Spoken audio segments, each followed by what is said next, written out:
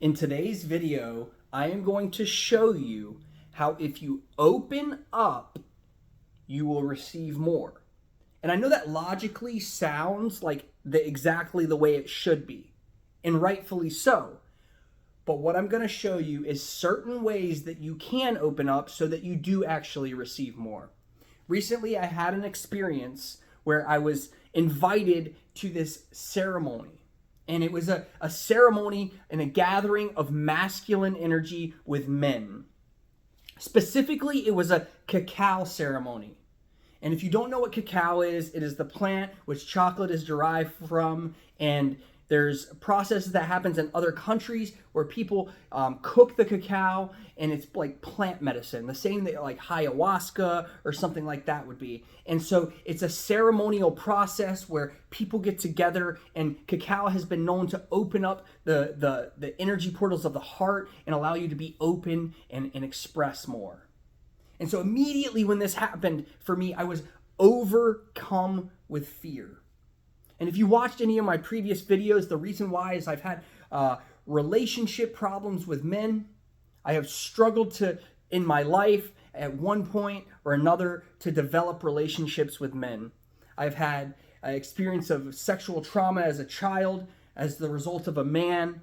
And I also had troubles with other relationships with men growing up, and a troubled relationship with my father. And so by this experience and being invited to this experience, I was closed off. I was walled up. I was beginning to really panic as the time started getting closer to the day when I knew that it was going to happen. And right before the events, I started to get sick to my stomach, actually. But I knew that this was something that I had to do. You see, I knew if I remained open, that I would receive. And I went into this experience with this openness and this intention set that I was going to heal deeper wounds than what was already been healed by me and other experiences that I had. And so I went in with zero expectations, but I went in entirely open. So in the situation, I already started to pull away. There was some females there that were like orchestrating and carrying out the whole entire process. And then there was a male leader that was leading the whole entire operation. But there was other people in the background that were females that were kind of helping facilitate. And immediately we started to talk about intentions of the ceremony. And I just completely got emotional, and I just opened up completely to these strangers and got extremely vulnerable within myself. I opened up in a way that I had never opened up with men in a group setting ever in my life. And I started to weep, and I started to cry, and tears started to stream down my face. And this man came over to me, and he hugged me, and he said, "I love you, man. I'm proud of you."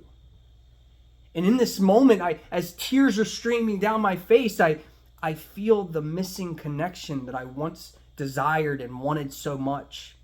You see, I had been unwilling to connect with men because I was so scared that I was going to get the same result of somebody letting me down. And this deep inside craving that I once had to have this connection with my father is really what I've been yearning for all along, is to have a relationship with a man and that person could love me. You see, and the problem is sometimes in our society as masculine energy, it's supposed to be, oh, we're so tough and we cannot shed tears and we have to be so strong and we have to take everything by the horns and wrestle it to the ground and we can't show emotion. And the truth of the matter is I've been searching for all of this love and comfort and affection from men in my life because I didn't have it from my dad. And so when I get into these dynamics and these energies with men, I shut down. And that's why I'm more attracted to feminine and females as friends, because they can offer me the love that I once never felt like I had from my dad. And so this awakening began to stir within inside me because I put the action forward despite of how I felt.